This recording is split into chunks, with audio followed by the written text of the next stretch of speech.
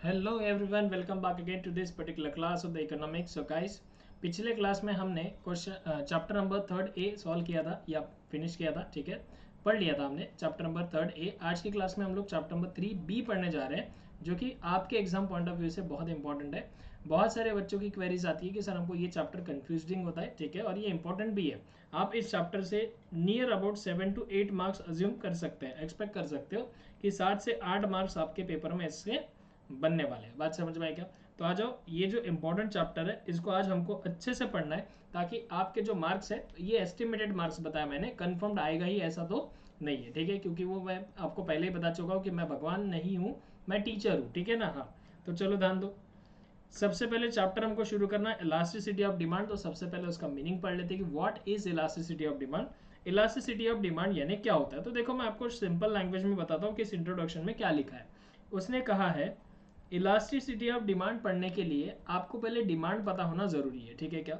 आपने पिछले क्लास में ये तो देख लिया कि डिमांड में चेंजेस आते हैं। ठीक है, हमने इसके रिलेशन देख लिया, प्राइस के साथ इन्वर्स रिलेशन होते हैं डिमांड के। अगर प्राइस बढ़ता है तो डिमांड क्या हो जाएगा? तो डिमांड कम हो जाता है। और अगर प्राइस कम होता है तो डिमांड बढ़ता है। ये हमने देख लिया।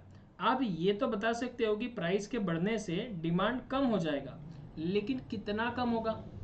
अगर मैं आपको बात बताऊं कि अगर किसी प्रोडक्ट की प्राइस 50 रुपीज़ से बढ़ गई है, तो बताओ इसकी डिमांड कितने यूनिट से बढ़ जाएगी? बताओ ज़रा। कोई भी एक प्रोडक्ट पकड़ लो, उसकी कीमत 50 रुपीज़ से बढ़ गई, तो उसकी डिमांड कितने केजी से बढ़ जाएगी? ये आप बता सकते हो क्या? Answer is no. ठीक है, तो इसी को हमको फाइंड आउट करना है कि अगर प्राइस बढ़ती है, डिमांड कम हो रहा है, तो कितना, क्या परसेंटेज आएगा कि इतना प्राइस में अगर चेंज आ गया तो दूसरा वेरिएबल यानी कि जो डिमांड है उसमें कितना परसेंट चेंज आएगा। समझ में आएगा? तो इसी को हम इलास्टिसिटी ऑफ डिमांड कहते हैं। ठीक है, कि प्राइस में चेंज अगर इतना परसेंट आ रहा है तो उसका डिमांड का कितना परसेंट उसका चेंज आएगा। बात समझ में आएगा? डिमांड के ऊपर उसका कितना परसेंट क्या आएगा? चेंज आएगा। इसको हम क्या बोलते हैं? इलास्टिसिटी ऑफ डिमांड कहते हैं। समझ में आ गया बच्चों? तो इलास्टिसिटी ऑफ डिमांड मतलब क्या, आपको समझा? इलास्टिसिटी ऑफ डिमांड मतलब होता है कि अगर डिमांड प्राइस के कारण चेंज हो रही है तो कितना चेंज हो रही है, यानी कि प्राइस में चेंज होने के कारण, प्राइस में मान लो इतने परसेंटेज चेंज हो गया, तो डिमांड में कितने परसेंटेज चेंज होगा। अब प्राइस को माना गया वन वेरिएबल और डिमांड को माना गया अनदर वेरिएबल। ठीक है, तो यहाँ पे जो डेफिनेशन लिखी है वो क्या लिखी है, ये देखो। उन्होंने बोला है the term elasticity indicates responsiveness of one variable यानी price to the change in the other variable. Elasticity of demand refers to the degree of responsiveness of quantity demanded to a change in its price or any other factor। समझ में आया क्या? अब यहाँ पे one variable यानी demand को माना गया, अदर वेरिएबल यानी प्राइस या फिर अदर फैक्टर्स को माना गया। बात समझ में आया क्या? तो वो कह रहा है कि अगर एक प्राइस में चेंज होने के कारण अगर डिमांड में चेंज हो रहा है तो ऑब्वियसली बात है उसको हम क्या बोलेंगे? इलास्टिसिटी। लेकिन वो कितना चेंज हो रहा है, चेंज तो होता है, कैसे होता है ये तो आपको पता है कि प्राइस बढ़ गया तो डिमांड कम होती है, ये आप बता सकते हो। लेकिन मैं अगर बोलूँगा कि प्राइस अगर 50% से बढ़ गया तो आप बताओ डिमांड कितने परसेंट से कम होगी? ये आप बता सकते हो क्या? नहीं। तो इसी को कैलकुलेट करने का काम किसका होता है? इलास्टिसिटी का होता है। बराबर है, इसलिए इसके डेफिनेशन में लिखा है कि द टर्म इलास्टिसिटी, इसका क्या मतलब है? Responsiveness of one variable to a change in the other variable. बराबर है, मतलब एक वेरिएबल में चेंज होने के कारण दूसरे वेरिएबल्स में क्या चेंजेस आते हैं और कितने चेंजेस आते हैं, इसी को हम इलास्टिसिटी कहेंगे। बात समझ में आ गई सबको? Yes sir. इसकी ये डेफिनेशन लिखी हुई है according to the professor Alfred martial.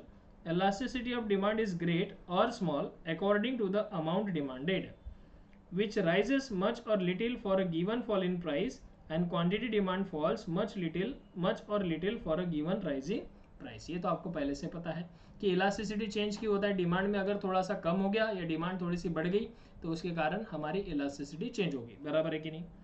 ठीक है, अब ये तो आपको ऊपर से समझ में आ गया होगा कि इलास्टिसिटी ऑफ डिमांड ये कैसा कैसा टर्म है? It is a technical term. ठीक है ना? ये कैसा टर्म है बच्चों? It is a technical term. तो इसीलिए देखो यहाँ पे आपको types of elasticity of demand भी दिया है। ठीक है, और ये भी डेफिनेशन आपको पढ़नी है, यहाँ पे दिया है in other word it is the ratio of percentage change in the quantity demand of a commodity to a percentage change in its price. बराबर है, मतलब ये एक रेशियो माना जाएगा। रेशियो मतलब अपॉन में इसको आप लिख सकते हो कि इतना परसेंट अगर चेंज आ रहा है डिमांड में to a percentage change in a price, मतलब प्राइस के इतने परसेंट चेंज होने से हमारे डिमांड में कितना परसेंट चेंज आ रहा है, इसका अगर आप रेशियो निकालोगे तो उसी को हम इलास्टिसिटी कहते हैं। बराबर है क्या?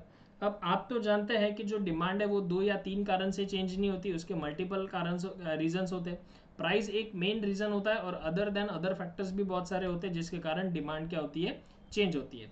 लेकिन यहाँ पे मेनली तीनों की इलास्टिसिटी निकाली गई है। एक है डिमांड अगर इनकम के कारण चेंज होती है, एक अगर प्राइस के कारण चेंज होती है, और एक है क्रॉस इलास्टिसिटी। ठीक है, अब यहाँ पे ये जो सीक्वेंस दिया है ना, आपको थोड़ा सा इसमें सीक्वेंस चेंज करना है। ठीक है, अगर आपको मेरे हिसाब से पढ़ना है तो आप मेरे हिसाब से पढ़ाए हुए सीक्वेंस को फॉलो कर सकते हो, अदरवाइज आपको अगर ऐसा ही सीक्वेंस अच्छा लग रहा है तो आप उसको ही फॉलो कर सकते हो। ठीक है, मैं हमेशा पहले ये पढ़ाता हूँ। ठीक है, सेकंड नंबर पे हम इनकम पढ़ते हैं और थर्ड नंबर पे हम क्रॉस इलास्टिसिटी पढ़ते हैं। समझ में आया क्या?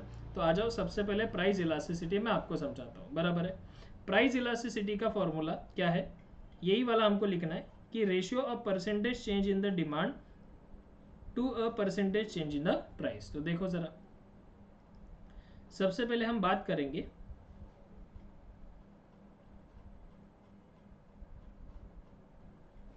प्राइस इलास्टिसिटी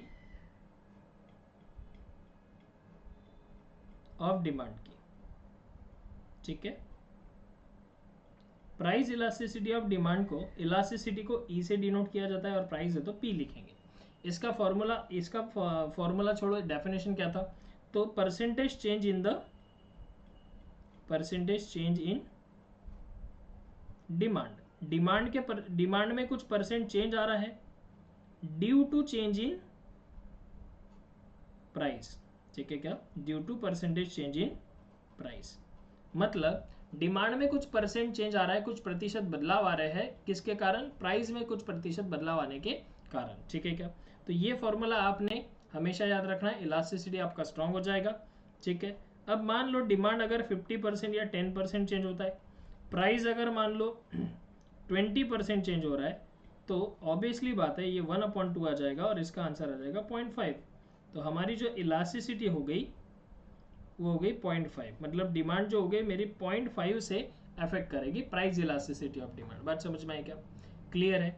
अब इसी के अलावा अगर मैं बात करूं इनकम इलास्टिसिटी की, तो वो कंपैरिजन प्राइस के साथ नहीं होगा, इनकम इलास्टिसिटी में इनकम के साथ कंपैरिजन होगा, मतलब रिश्ता वही है, बस सोच नहीं लानी पड़ेगी यहाँ पे। ठीक है, कि प्राइस हटाकर उसके जगह आपको क्या लिखना पड़ेगा, इनकम लिखना पड़ेगा। इनकम इलास्टिसिटी मतलब क्या, कि इनकम में चेंज होने के कारण डिमांड में कितना परसेंट चेंज होता है। ठीक है क्या, जैसे कि देखो दिवाली में ना पापा को बोनस मिलता है, बराबर है क्या, बोनस अमाउंट मिलती है पैसे। जिसके पापा बिजनेस कर रहे हैं उनकी बात नहीं कर रहा हूँ, जिसके पापा जॉब करते हैं या मम्मी जॉब पे जाती है, ठीक है, तो उनको दिवाली में बोनस मिलता है। बोनस मिलता है मतलब इनकम कुछ परसेंट बढ़ जाती है, तो उस हिसाब से आपकी डिमांड भी चेंज होती है। यस और नो? तो वही यहाँ पे बात कही है कि percentage change in demand due to the percentage change in the income is called as income elasticity of demand. ठीक है, डिमांड चेंज हो रही है, कुछ परसेंट डिमांड चेंज हो रही है, लेकिन एक ही रीजन है प्राइस, तो उसको प्राइस इलास्टिसिटी कहेंगे। डिमांड कुछ परसेंट चेंज हो रही है लेकिन एक ही रीजन है उसका, वो है इनकम, तो उसे इनकम इलास्टिसिटी ऑफ डिमांड कहेंगे। बात समझ में आ गई सबको? Yes sir. तो आ जाओ इसको पढ़ते हैं। सबसे पहले इसने इनकम इलास्टिसिटी बोला है, तो हम लोग सबसे पहले प्राइस इलास्टिसिटी पढ़ना है। देखो यहाँ पे वही दिया है कहानी जो मैंने अभी तक आपको समझाई है। According to the professor Alfred Marshall, price elasticity of demand is a ratio. Price elasticity of demand एक रेशियो है, किसका, proportionate change in the quantity demand of a commodity to a given proportionate change in its price only. बराबर है क्या? तो बोल रहा है कि डिमांड में चेंज होता है, ठीक है, उसका रेशियो आपको लेना है चेंज इन इट्स प्राइस, मतलब उसके प्राइस में क्या चेंज आ रहा है उससे उसका कंपैरिजन करना है और आपको रेशियो निकालना है। फॉर्मूला यहाँ पे दिया हुआ है जो मैंने आपको एग्जांपल में लिखाया था। ठीक है, इसको सिंबॉलिकली कुछ इस तरीके से निकाला जाता है। परसेंटेज को हम तो पता है कैसे निकालते हैं, परसेंटेज चेंज को ये ट्रायंगल में लिखा जाता है। ठीक है, बहुत लोग उसको डेल्टा भी बोलते हैं, डेल्टा के बोलने की जरूरत नहीं है, इसको चेंज ही बोलेंगे हम। चेंज है ये साइन का नाम, और क्वांटिटी डिमांडेड मतलब होता है क्यू। समझ में आया क्या?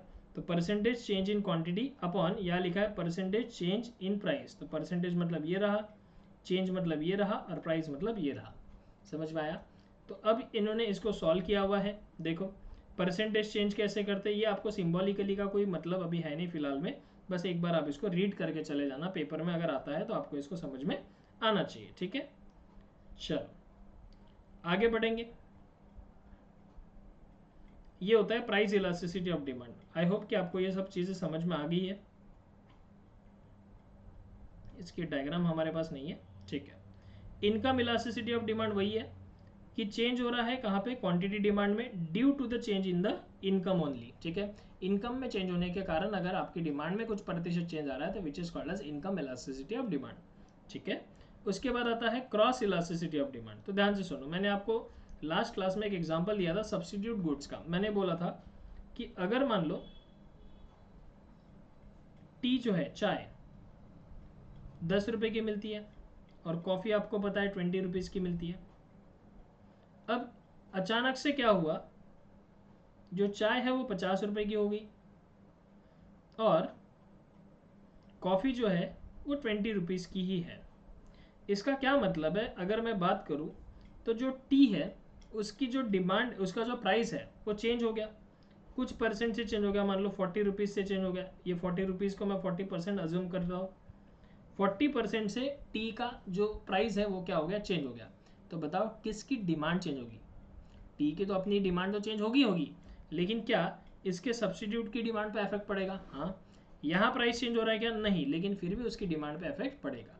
तो सिंपल सी बात है, अगर एक प्रोडक्ट की डिमांड चेंज हो रही है उसका रीजन ये है दूसरे प्रोडक्ट के प्राइस में चेंज होने के कारण, तो उसको बोला जाता है क्रॉस इलास्टिसिटी ऑफ डिमांड। यानी कि डिमांड हम कॉफी की लेंगे, इसका फॉर्मूला कैसा आएगा, percentage change in demand of coffee due to percentage change in price of tea. ठीक है क्या? Percentage change in demand of coffee मतलब एक एक्स का अगर डिमांड चेंज हो रहा है तो उसके कारण, किसके कारण, वाई के प्राइस के कारण, इसको बोला जाता है क्रॉस इलास्टिसिटी ऑफ डिमांड। इसको क्रॉस इसलिए नाम दिया है कि डिमांड कॉफी का और प्राइस टी का, तो ये हो गया क्रॉस इलास्टिसिटी ऑफ डिमांड। और ये सब्स्टिट्यूट प्रोडक्ट के केस में ही, कॉम्प्लीमेंट्री और सब्स्टिट्यूट प्रोडक्ट के केस में ही यूज होता है। समझ में आया? आओ चलो रीड करते हैं। क्रॉस इलास्टिसिटी ऑफ डिमांड बोल रहा है it refers to the change in the quantity demanded of one commodity due to the change in the price of other commodity. एक कमोडिटी के डिमांड में चेंज आ रहा है दूसरे कमोडिटी के प्राइस में चेंज आने के कारण, तो उसको हम क्या बोलेंगे, क्रॉस इलास्टिसिटी ऑफ डिमांड। ये देखो यहाँ पे दिया है क्वांटिटी ऑफ ए के जगह आप कॉफी लिख लो और प्राइस ऑफ बी मतलब बी की जगह आप टी लिख लो, तो ये समझने में और पढ़ने में और लर्न करने में आसानी हो जाएगा। ठीक है, चलो तो अभी तक जो हमने पढ़े वो types of elasticity of demand है। ध्यान से सुनना, ये types of elasticity of demand है। समझ में आया क्या? मैंने आपको इलास्टिसिटी ऑफ डिमांड यानी क्या समझाया? पहले तो डिमांड सीखा था हमने। डिमांड मतलब क्या, कि हमको सिर्फ अंदाज लगाना आता है कि ये अगर प्राइस कम हो रहा है तो डिमांड बढ़ जाएगी, प्राइस अगर बढ़ जाएगा तो डिमांड कम हो जाएगी, ये हमने सीखा था। लेकिन कितना परसेंट न्यूमेरिकली फाइंड आउट करना, मतलब आपको इलास्टिसिटी ही निकालना पड़ेगा। और इलास्टिसिटी के 3 टाइप्स है, प्राइस इलास्टिसिटी, इनकम इलास्टिसिटी और क्रॉस इलास्टिसिटी। प्राइस इलास्टिसिटी मतलब डिमांड में चेंज आ रहा है due to change in its price, बराबर है क्या, तो उसको प्राइस इलास्टिसिटी बोलेंगे। इनकम मतलब होता है डिमांड में चेंज आ रहा है due to change in the income of the commodity, तो उसको इनकम इलास्टिसिटी बोलेंगे। उसके बाद क्रॉस मतलब क्या, डिमांड में चेंज आ रहा है एक कमोडिटी के due to change in other price of other commodity. समझ में आया क्या? तो उसके लिए क्रॉस इलास्टिसिटी का कॉन्सेप्ट आपने पढ़ा। ठीक है, अब आगे हमको थोड़ा सा अगर जाएंगे तो हमको क्या करना है, मेथड तो छोड़ दो, मेथड बाद में पढ़ेंगे। सबसे पहले हमको factors influencing the elasticity of demand ये पढ़ना है। ठीक है क्या? ऐसे कौन से फैक्टर्स है जिसके कारण इलास्टिसिटी ऑफ डिमांड होती है, यानी कि डिमांड में चेंज आता है, सीधी सीधी बात। तो पहला नेचर ऑफ कमोडिटी, ये भी आपने डिटर्मिनेंट्स में पढ़ा था कि कौन से ऐसे रीजन है जिसके कारण डिमांड चेंज होगा। अगर डिमांड चेंज होगा तो उसकी इलास्टिसिटी भी चेंज हो जाएगी, ये सुनो। तो ये है पहला ऑप्शन, नेचर ऑफ कमोडिटी। तो बोलता है नेचर ऑफ कमोडिटी के हिसाब से क्या होता है, क्लासीफाई कमोडिटी की जाती है एज नेसेसरीज, कंफर्ट और लग्जरियस गुड्स के हिसाब से। तो बोलता है demand for necessaries like food grain, medicine, text book etcetera is relatively in elastic. ठीक है, ये आपको अच्छे से पढ़ना है कि कौन से प्रोडक्ट की डिमांड क्या रहेगी। नेचर ऑफ कमोडिटी जिसमें बोल रहा है necessaries, comfort and luxury goods. ठीक है, necessary, comfort and luxury goods की जो डिमांड है वो कैसी रहेगी, रिलेटिवली इन इलास्टिक रहेगी। रिलेटिवली इन इलास्टिक क्या है, रिलेटिवली इलास्टिक क्या है, ये सब मैं आपको अभी थोड़ी देर में बताऊंगा। उसके बाद अवेलेबिलिटी ऑफ सब्स्टिट्यूट्स, जिस प्रोडक्ट का सब्स्टिट्यूट ऑलरेडी अवेलेबल है उसकी भी डिमांड चेंज होती है। कैसे, तो बोलता है demand for a commodity will be more elastic if its close substitute are available in the market. अगर कोई प्रोडक्ट है उसका क्लोज सब्स्टिट्यूट यानी कि चाय नहीं मिला तो कॉफी भी पी सकते हैं, ऐसा अगर कोई सब्स्टिट्यूट अवेलेबल है मार्केट में, तो उस केस में उस प्रोडक्ट की जो डिमांड होती है, इलास्टिसिटी होती है, वो कैसी होती है, मोर इलास्टिक होती है। बात समझ में आई क्या? Yes sir. लेकिन ऐसा प्रोडक्ट जिसका कोई क्लोज सब्स्टिट्यूट नहीं है उसकी डिमांड कैसी होती है, इन इलास्टिक। ठीक है, ये लर्न करना है आपको कि कौन सा प्रोडक्ट जिसका कोई सब्स्टिट्यूट अवेलेबल है तो उसकी जो डिमांड है वो क्या हो जाएगी, मोर इलास्टिक हो जाएगी, और जिसका सब्स्टिट्यूट अवेलेबल नहीं है मार्केट में उसकी जो इलास्टिसिटी है वो इन इलास्टिक हो जाएगी। बात समझ में आई? नंबर ऑफ यूजेस, आपने देखा था मल्टीपल यूजेस वाले गुड्स, तो यहाँ पे इसने बोला है कि सिंगल यूज के जो गुड्स है उसकी जो इलास्टिसिटी होती है वो लेस इलास्टिक होती है। ठीक है, लेस इलास्टिक डिमांड होती है, और मल्टी यूज गुड्स की जो डिमांड होती है वो मोर इलास्टिक होती है। बात समझ में आई? लेस इलास्टिक, मोर इलास्टिक, इसको वन से कंपेयर करना पड़ता है, तो मैं आपको अभी थोड़ी देर में इसको सिखाऊंगा। हैबिट्स के केस में क्या होता है, जो इलास्टिसिटी है वो रिलेटिवली इन इलास्टिक रहती है।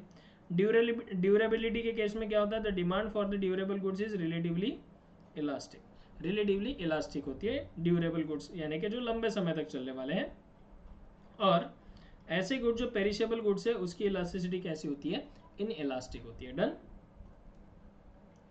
कॉम्प्लीमेंट्री गुड्स के कारण भी क्या होता है, इलास्टिसिटी चेंज होती है। कैसे होती है देखो, the demand for the commodity which is used in the conjunction with other commodities to satisfy the single want is relatively elastic. यानी कि सिंपल से उसको कहना है कि कॉम्प्लीमेंट्री गुड्स के केस में जो इलास्टिसिटी की डिमांड होती है वो रिलेटिवली इलास्टिक होती है। फॉर एग्जाम्पल यहाँ पे दिया हुआ है, fall in the price of mobile handset में leads to the rise in the demand of SIM cards. देखो बोल रहा है कि अगर मान लो मोबाइल हैंडसेट की प्राइसेस कम हो गई तो डिमांड किसकी बढ़ जाएगी, सिम कार्ड्स की डिमांड बढ़ जाएगी। ठीक है, ये हो गया complementary goods. Income of the consumer, जैसे कंज्यूमर की इनकम चेंज होती है इलास्टिसिटी डिमांड भी चेंज होगी, उसको हम इनकम इलास्टिसिटी ऑफ डिमांड कहते हैं। ठीक है, तो यहाँ पे बोला demand for the goods is usually in elastic if the consumer has high income, the demand of pattern of the very rich and extremely poor person is rarely affected by the significant changes in the price. जो अमीर होता है ना लड़का, या जो अमीर होते हैं कंज्यूमर, उनके पास अगर मान लो ज़्यादा पैसे आते हैं या कोई चीज़ अगर सस्ती होती है, महंगी होती है, तो उनकी डिमांड पे ज़्यादा इफेक्ट पड़ता है। गरीब तो बेचारा पहले से ही गरीब है, कोई भी दुनिया में क्या चल रहा है उससे कोई लेना देना नहीं, उसको 2 टाइम की रोटी मिल गई खाने के लिए और आराम मिल गया करने के लिए, तो बस हो गया। ठीक है क्या, तो उनके ऊपर ज़्यादा इफेक्ट नहीं पड़ेगा बोलते हैं इसका।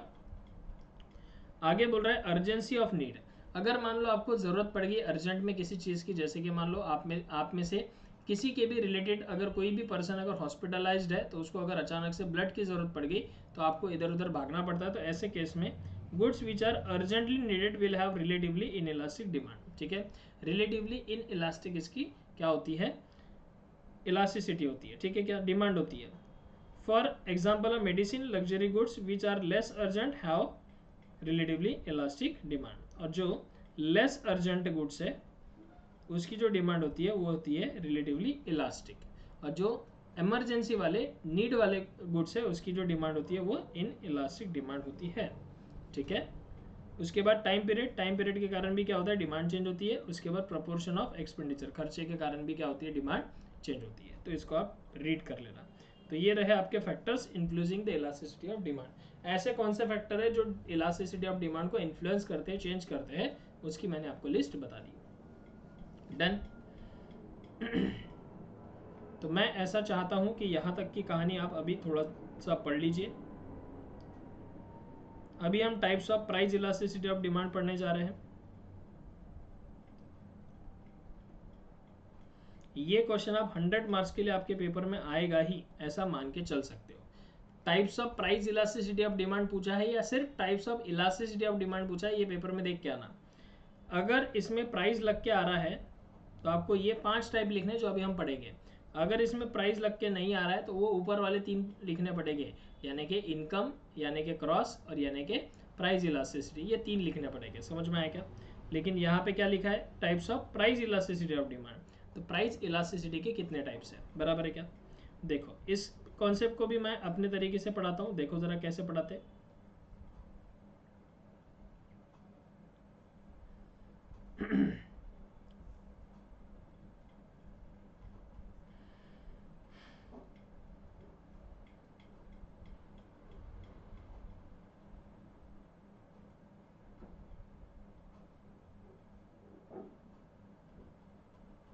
देखो जरा, अभी हम पढ़ रहे टाइप्स ऑफ, किसी को अगर नोट करना है तो आप नोट कर सकते हो, types of price elasticity of demand.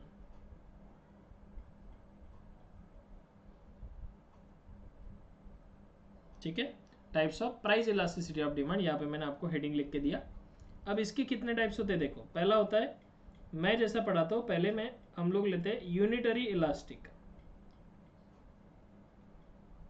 ठीक है। उसके बाद हम लेते हैं रिलेटिवली इलास्टिक, ये लर्न करने में आसान जाता है। उसके बाद हम लेते हैं relatively in elastic,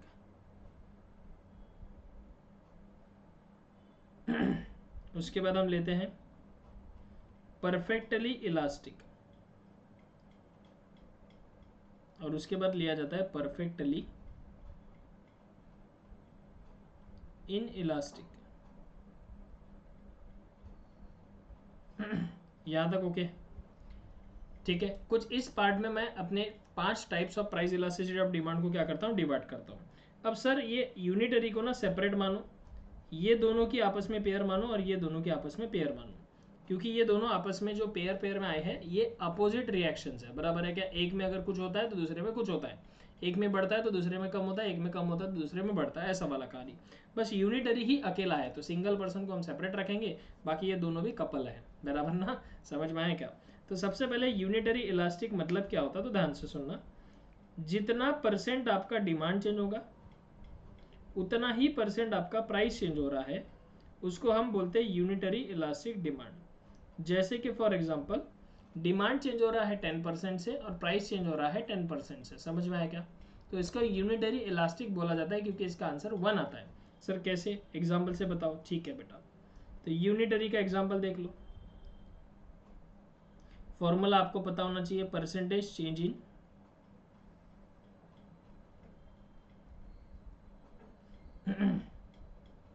percentage change in, एक second, percentage change in demand upon percentage change in price. ठीक है जी। अब परसेंटेज चेंज इन डिमांड आपका कितना है बताओ? 10%। और जितने परसेंट से डिमांड चेंज हो रही है उतने ही परसेंट से क्या चेंज हो रहा है, प्राइस, क्योंकि दोनों के चेंजेस इक्वल होते हैं, ऐसे केस को यूनिटरी इलास्टिक बोला जाता है। तो इस केस में जो आंसर आएगा बच्चा वो 1 आएगा। तो अगर मैं इसको इलास्टिसिटी को बोलूँ तो इलास्टिसिटी इज इक्वल टू कितना आ जाएगा, 1 आ जाएगा। बात समझ में आई क्या? तो ये रहा आपका यूनिटरी इलास्टिक डिमांड, ठीक है। तो इसीलिए यहाँ पे उसने बोला है, इसीलिए यहाँ पे उसने क्या किया है, बोला है, देखो कहाँ गया यूनिटरी,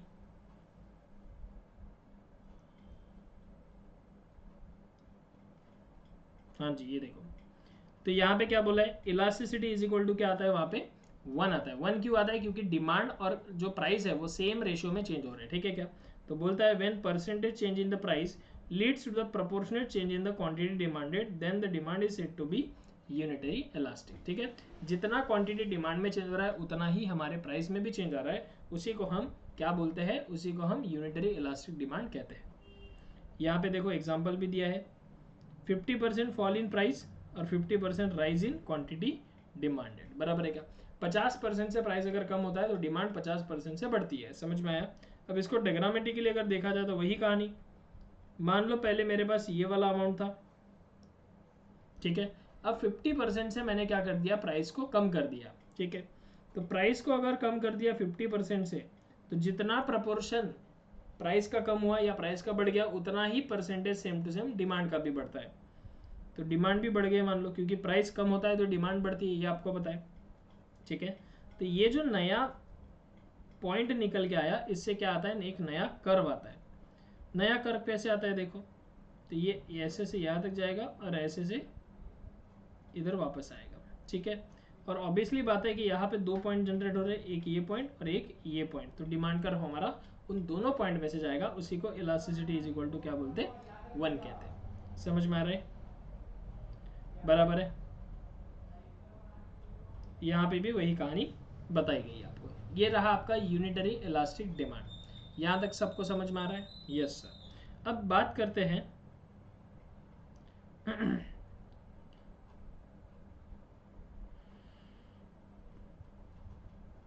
रिलेटिवली इलास्टिक डिमांड की। यहाँ पे क्या बोल रहा है, when a percentage change in a price leads to more than proportional change in the quantity demanded, the demand is said to be relatively elastic. ठीक है, एग्जांपल भी यहाँ पे दिया है, बोलता है 50% fall in price leads to the 100% rise in the demand. अब यहाँ पे रिलेटिव का मतलब क्या होता है, रिलेटिव मतलब अपने वाले सगे वाले नहीं, ठीक है, रिलेटिव इलास्टिक की बात चल रही है। रिलेटिवली इलास्टिक की क्या बात है, देखो वो आपसे कह रहा है कि अगर मान लो डिमांड जो है, जैसे कि for example percentage change in demand upon percentage change इन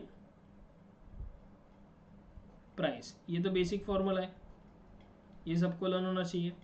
तो वो बोल रहा है कि देखो भाई मेरा जो प्राइस है ना, वो सिर्फ 40% से ही बढ़ा, 40% से प्राइस में चेंज आ गया, तो डिमांड भी 40% से चेंज होना चाहिए क्या? तो ऐसा कहाँ लिखा है कि 40% प्राइस चेंज होगा तो डिमांड भी उतना ही परसेंट चेंज होगा?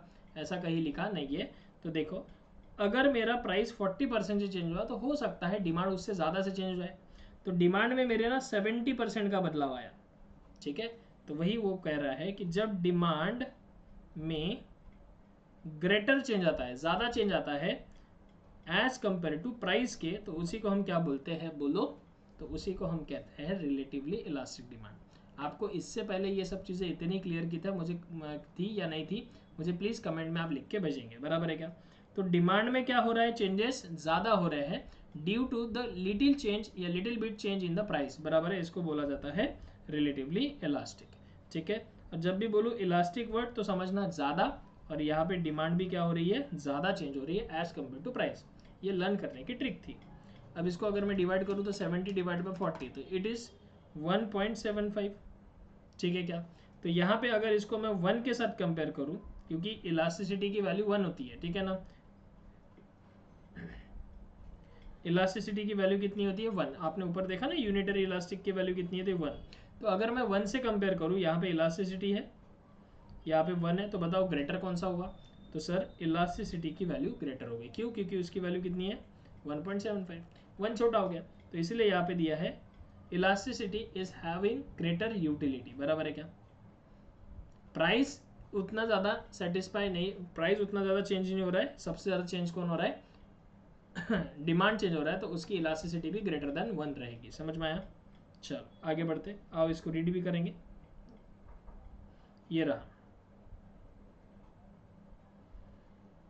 परफेक्टली इलास्टिक, रिलेटिवली इलास्टिक, हाँ जी ये है। When a percentage change in the price leads to the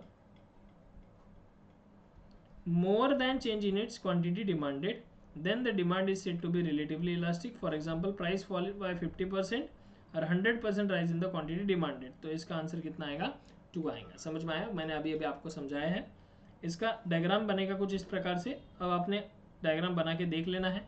ये ओरिजिनल डिमांड कर्व था, तो क्या हुआ, हमारा प्राइस कम हो गया, लेकिन प्राइस ज़्यादा कम हुआ क्या, तो नहीं, प्राइस कम कितने से हुआ, 50% से।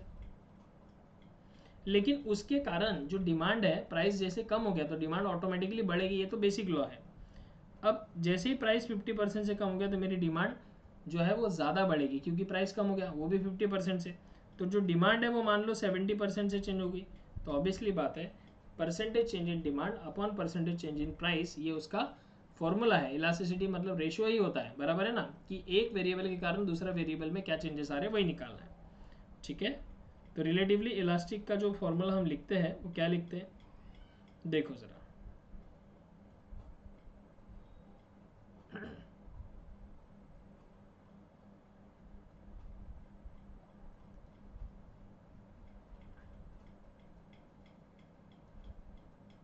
इसका जो फॉर्मूला हम लिखते हैं तो कैसे लिखते हैं, देखो, इलास्टिसिटी इज ग्रेटर देन 1 यहाँ पे आ रहा है, तो ये मैंने आपको ऑलरेडी बता दिया, ठीक है।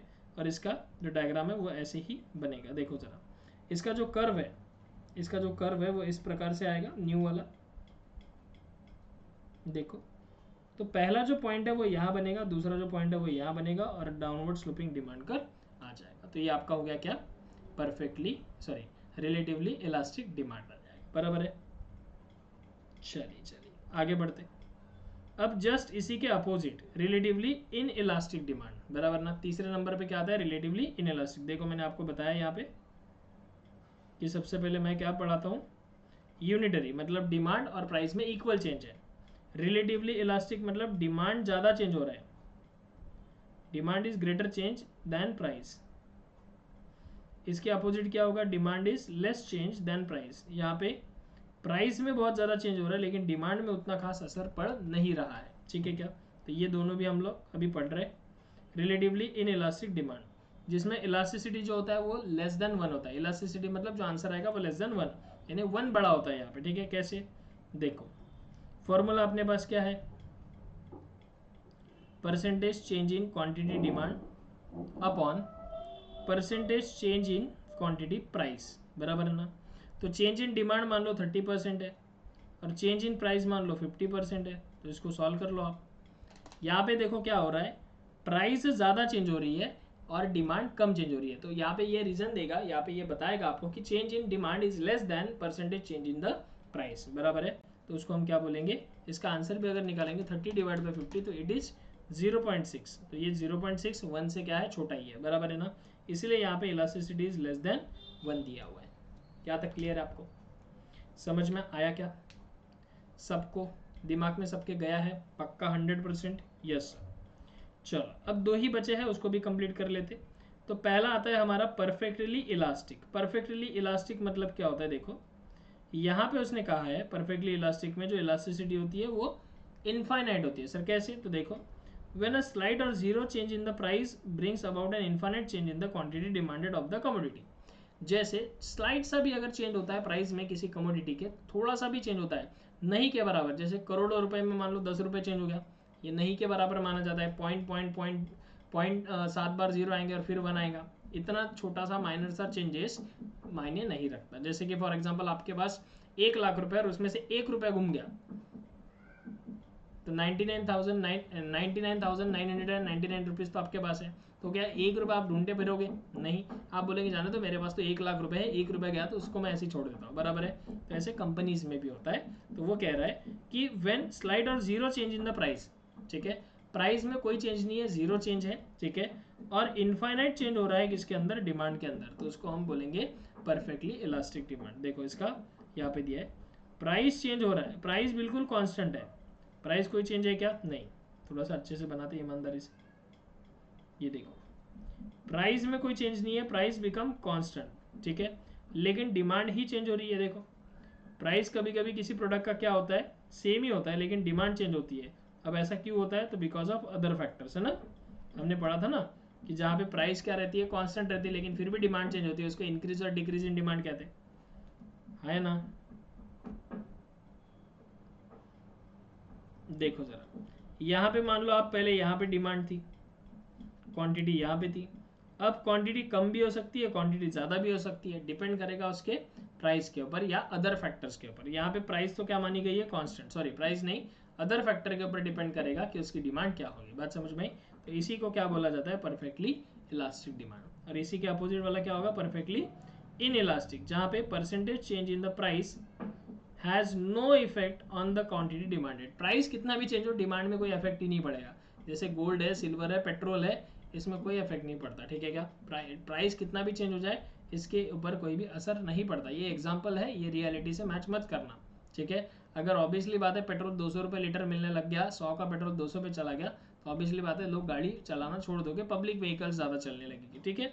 तो वही बात यहाँ पे है कि अगर percentage change in price has no effect on the quantity demanded, मतलब प्राइस के चेंज होने के कारण डिमांड पे कोई भी इफेक्ट नहीं पड़ रहा है, तो उसको हम बोलेंगे परफेक्टली इन इलास्टिक डिमांड। और ऐसे केस में इलास्टिसिटी इज इक्वल टू क्या हो जाती है, 0 हो जाती है। बात समझ में आई क्या? देखो प्राइस तो चेंज हो गया कितने परसेंट से, 20% से, लेकिन डिमांड के ऊपर उसका कोई इफेक्ट नहीं पड़ा, इसलिए ये 0 लिखा है, तो आंसर भी कितना आएगा, 0। और इलास्टिसिटी इज इक्वल टू कितनी आएंगी, 0 आ जाएगी। समझ में आया क्या?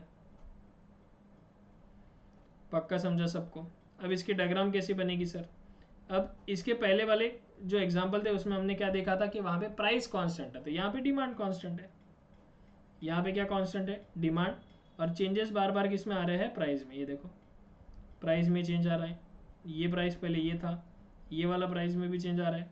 प्राइस चाहे देखो कम हो जाए चाहे प्राइस बढ़ जाए, डिमांड विल बी सेम, है ना। तो ऐसे केस में इसी पॉइंट को हम बोलते हैं perfectly in elastic demand, right. किसी को अगर ये चार्ट में अगर समझना है तो ये चार्ट आप अच्छे से नोट कर सकते हो, ठीक है।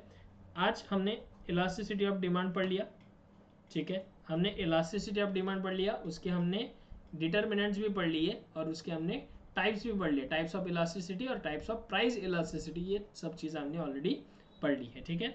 बाकी की कहानी जो है इस चैप्टर की बची हुई, अब इतनी ज़्यादा कुछ कहानी बची नहीं है, ये हम नेक्स्ट क्लास में कवर करेंगे। और नेक्स्ट क्लास में आपको चैप्टर नंबर 3 भी, ये भी क्या हो जाएगा, फिनिश हो जाएगा, ठीक है। तो आपसे मुलाकात होगी अगले क्लास में, तब तक के लिए bye bye, take care and God bless you बेटा। ये सारी डायग्राम्स एक बार बना के देखो और इन सब चीज़ों को लर्न करके एक बार लिख कर देखो, ठीक है। बाकी कहानी अगले क्लास में, तब तक के लिए bye bye, take care and God bless you.